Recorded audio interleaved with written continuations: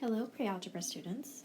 Today we're learning section 7 or 1.5 words, equations, tables, and graphs. Please put your name and date on your guided notes paper. Our learning objectives today are to use multiple representations to represent functions. We'll also translate among different verbal, tabular, that means table, graphical, and algebraic representations of functions. A function is a relation in which each member of the domain is paired with exactly one member in the range. And we'll talk about domain and range today. A function blank is the operations performed, a function rule is the operations performed on the domain value to get the range value. All right, so what are we doing to the domain to get the range? And so domain is the input and range is the output. A function table is a table that lists the x-coordinates, the rule, and the y-coordinates. So the x-coordinates are the input, and the y-coordinates are the output. Let's practice this in example 1. We're going to make a function table. The rule says double a number, then add 3. All right, so doubling a number means we're going to multiply a number by 2, and we're going to use x for that number because that's our input x, whatever the number is. Then we're going to add 3. And we'll try this for the numbers 0, 1, 2, and 3. If we plug in 0, 2 times 0 is 0, 0 plus 3 is 3. If we plug in 1, 2 times 1 is 2, plus 3 is 5. Just continue this table. If we plug in 2 to each, what do we get?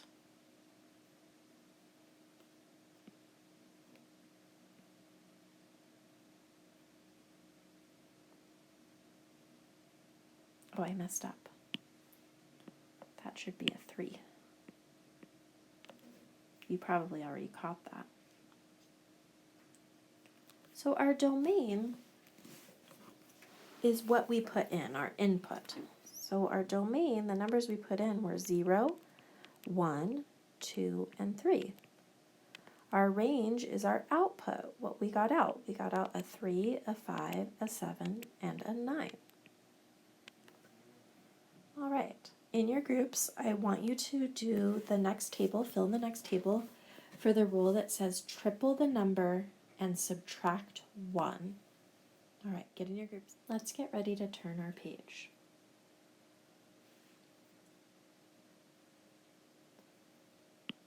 Here's another concept that I want you to know.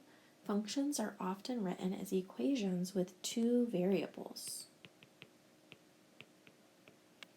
One to represent input, and that's usually an x, but it could be any variable, and one to represent the output. And sometimes we use y for that, because we're talking about the x and y axis. We're going to be focusing on multiple representations, and we're going to make a poster that has some words, an equation, a table, and a graph after we learn about multiple representations.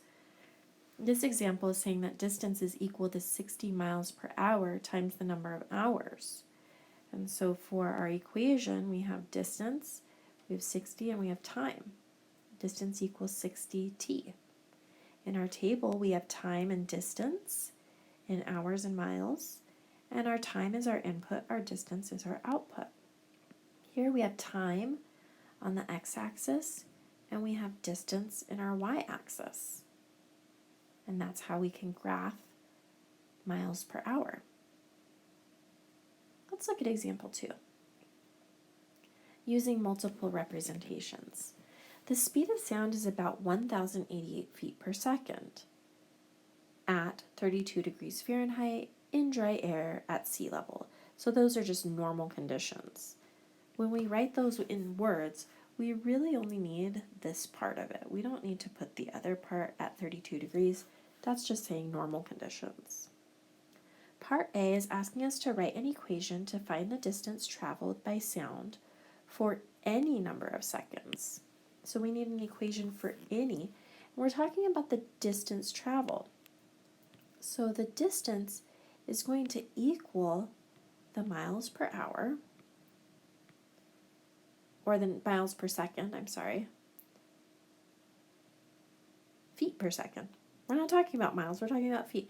Feet per second. So 1,088 feet per second for how many seconds? That's our time. So distance equals speed times time, or distance equals rate times time. That's an equation you're going to use for the rest of your school days and maybe even further depending on what you want to do for a job.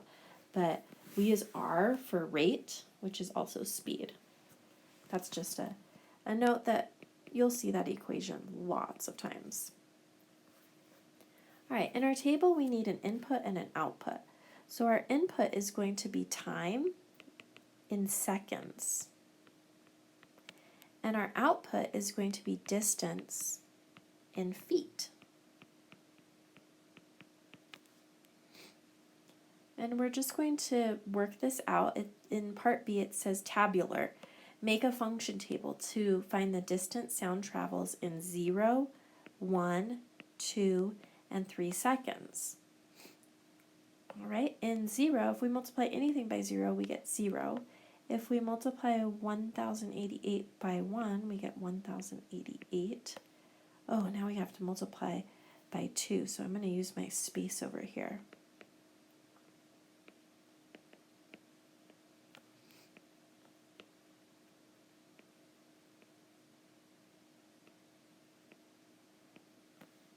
I'm getting 2,176.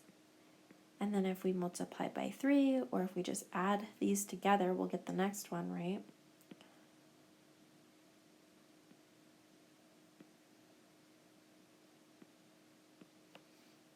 $3,264.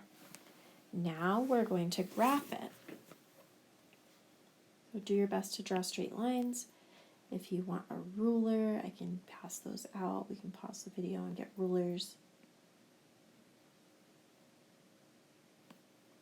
So on the x-axis, we want our input. Our input is time in seconds. And on our y-axis, we want, and you can turn your paper if you need to, I'm turning my iPad, distance in feet. Okay, so our time, we always start right here at 0. That's 0, 0. Time, we're going to space this out so that we can show 1 second, 2 seconds, and 3 seconds. Then we want to make sure that we keep the scale consistent for each axis, but we can count by whatever we want. So we are going to count by 1,088s. I'm going to move this to over here so I have enough space.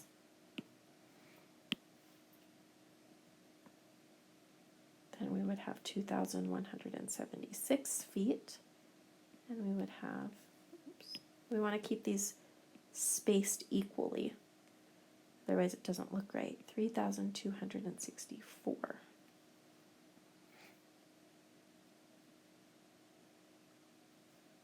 And when I plot those points, I get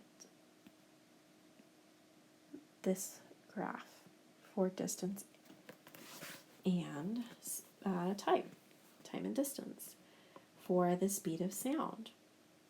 And we can look at our graph and see that, oh, if we've gone for 3 seconds, then we will have traveled 3,264 feet. All right, I would like you to write your summary and set up your homework paper. So when you're writing your summary, I want you to think of a thought, some thought relating to what you learned today. So think of a sentence for something that you learned today, and you can look at the front of the page also. After you've thought of your sentence, go ahead and write it down.